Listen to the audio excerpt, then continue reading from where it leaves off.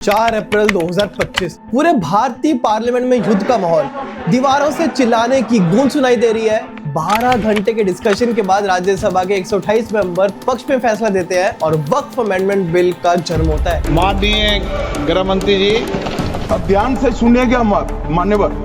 वक्फ परिषद और वक्फ बोर्ड ये 1995 से है। दान उस चीज का ही कर्ज किया जा सकता है जो हमारा सरकारी संपत्ति का दान मैं नहीं कर सकता। वक्फ धार्मिक हुआ, वक्फ बोर्ड नहीं हुआ, वक्फ परिषद भी नहीं हुई।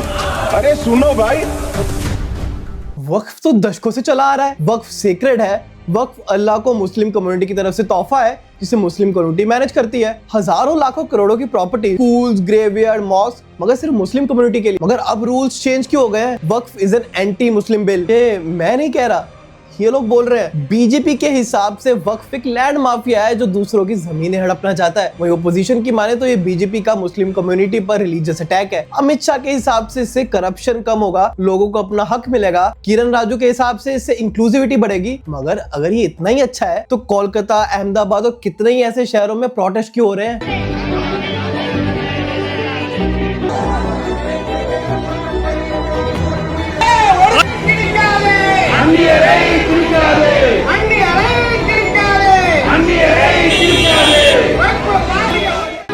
हमारे देश के अंदर धर्मनिरपेक्ष राज्य में क्यों किया जा रहा है हस्तक्षेप हमारे धर्म के अंदर? आपसे पूछना चाहती हूँ। आप मुझे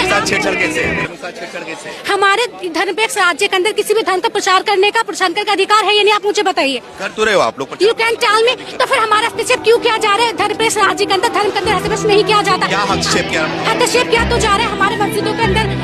हम हमारा जो मन चाहे हम पढ़ा सकते हैं। हमारे पास फुल अधिकार है, कॉन्स्टिट्यूशन है, फंडामेंटल। तो how can say that you आसान भाषा में से ऑर्गेनाइज तरीके से समझते हैं। मगर उससे पहले 4 जरूरी सवाल कि ये वक्फ क्या है, ये वक्फ बिल पुराने बिल से कैसे अलग है, इससे मुस्लिम औरतों को फायदा होगा या नुकसान, या चौथा वक्फ बिल का बिहार इलेक्शंस में क्या इंपैक्ट होगा। चलिए एक एक करके समझते हैं। वक्फ एक इस्लामिक एंटिटी है जहां कोई भी जमीन, बिल्डिंग या एसेट अल्लाह के नाम पे डोनेट किया जाता है फॉरएवर। इसका कर्ता धर्ता है वक्फ बोर्ड, जिसे सरकार ने वक्फ एक्ट 1995 के तहत स्थापित किया। और हर स्टेट में एक वक्फ बोर्ड होता है, जैसे यूपी वक्फ बोर्ड, कर्नाटका वक्फ बोर्ड और ऐसे ही बहुत कुछ। और उनका काम क्या है? वक्फ की प्रॉपर्टी को मैनेज करना। स्कूल से लेके कब्रिस्तानों तक, दरगाह से लेके मस्जिदों तक, ये लोग डिसाइड करते हैं कौन सी प्रॉपर्टी कैसे यूज होगी, किसको रेंट पे देनी है और इस इनकम का क्या करना है। मगर इतना सिंपल नहीं है। वक्फ के पास बिलियंस ऑफ रुपीस की प्रॉपर्टी है, लाखों एकड़ लैंड है। और एक एस्टिमेट की माने तो वक्फ के पास 6 लाख एकड़ से भी ज्यादा लैंड है, यानी कि दुनिया में चर्च के बाद सेकंड बिगेस्ट लैंड ओनर। पर यहाँ एक ट्विस्ट है, वक्फ के पास एक सुपर पावर है। जिस जमीन पर वक्फ ने हाथ रख दिया और ये जमीन मानो वक्फ की है।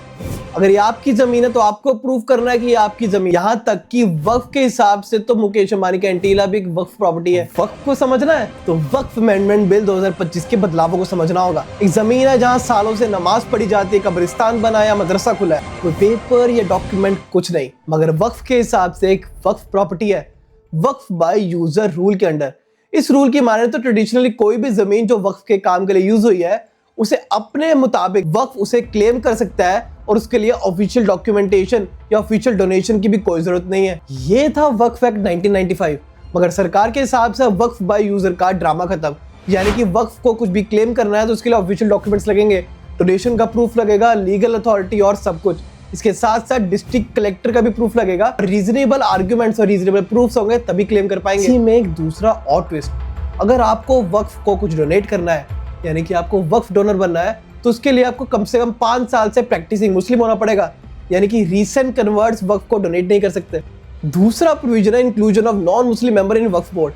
बोर्ड में पहले MP, MLA, चेयरमैन सब मुस्लिम होते थे क्योंकि वक्फ एक मुस्लिम एंटिटी है। मगर सरकार बोलती है इसे इंक्लूसिव बनाना है, इसे ट्रांसपेरेंट बनाना है और एक नया पर्सपेक्टिव भी है। इसके कारण सेक्शन 9 और सेक्शन 14 के अंदर एक नया रूल बना है जिसके अकॉर्डिंग अब 2 नॉन मुस्लिम मेंबर्स भी होगा। इसके साथ साथ पहले वक्फ का जो CEO यानी कि बोर्ड का हेड होता था वो मुस्लिम होता था, ये भी एक रूल था। अब उस रूल को भी खत्म कर दिया गया है। तीसरा, हायर गवर्नमेंट इंटरवेंशंस। पहले के वक्फ एक्ट 1995 में क्या सीन था? वक्फ प्रॉपर्टीज का सर्वे एक सर्वे कमिश्नर करता था, स्टेट गवर्नमेंट उसे अपॉइंट करती थी, वो जाता था, जमीन देखता था, लोकल से बात करता था और बोलता था ये वक्फ है या नहीं। लेकिन प्रॉब्लम ये थी, ये प्रोसेस स्लो था और कभी कभी बाइस्ड भी।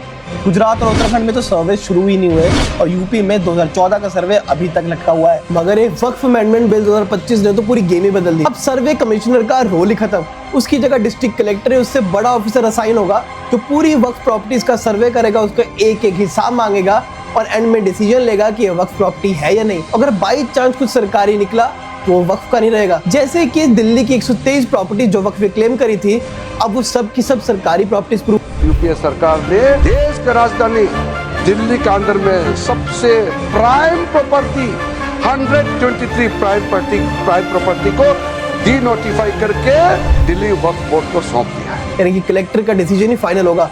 Number 4, central registration portal. Official data बोलता है कि वक्फ के पास 8.72 लाख जमीनें हैं जो कि 9.4 लाख एकड़ पर फैली हुई है। वक्फ अमेंडमेंट बिल 2025 के सेक्शन 3B में ये नया रूल है। 8.72 लाख प्रॉपर्टी का हर एक डिटेल में इस पोर्टल पर रजिस्टर करना पड़ेगा। कितना टाइम? सिर्फ 6 महीने। बिल पास होते ही उल्टी गिनती शुरू।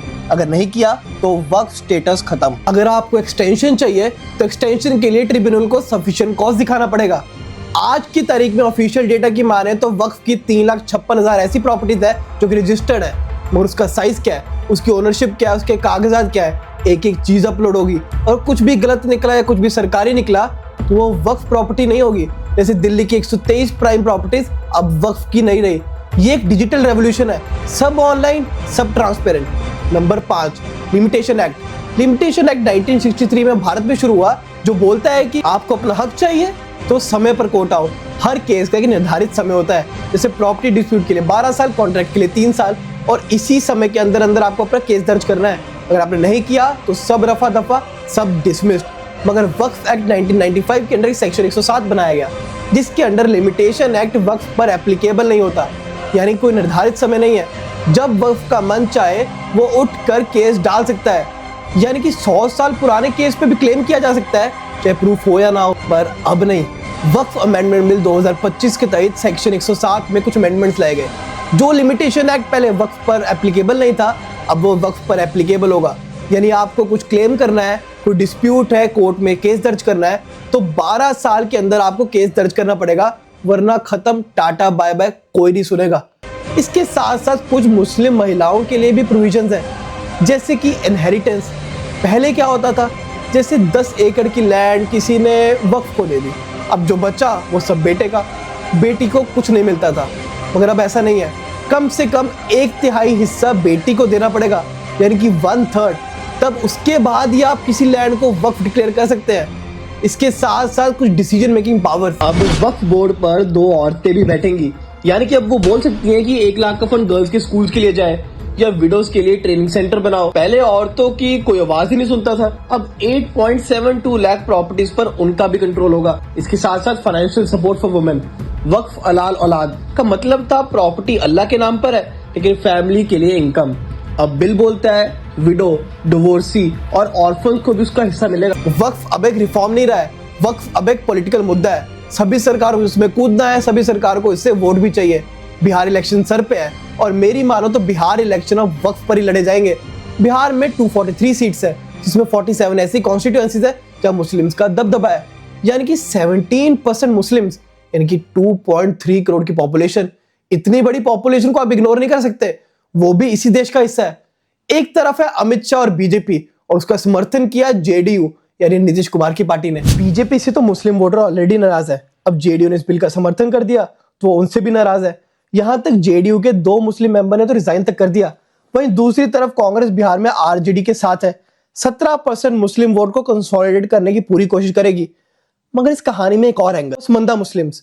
ये 73% ऑफ बिहार की मुस्लिम पॉपुलेशन है जो पुअर है, बैकवर्ड है और निगलेक्टेड है। जो लोग बिल के समर्थन में, वो लोग बोलते हैं पसमंदा मुस्लिम्स, उससे फायदा होगा, उनको बोर्ड में उनकी जगह मिलेगी, उनको अपना हक मिलेगा।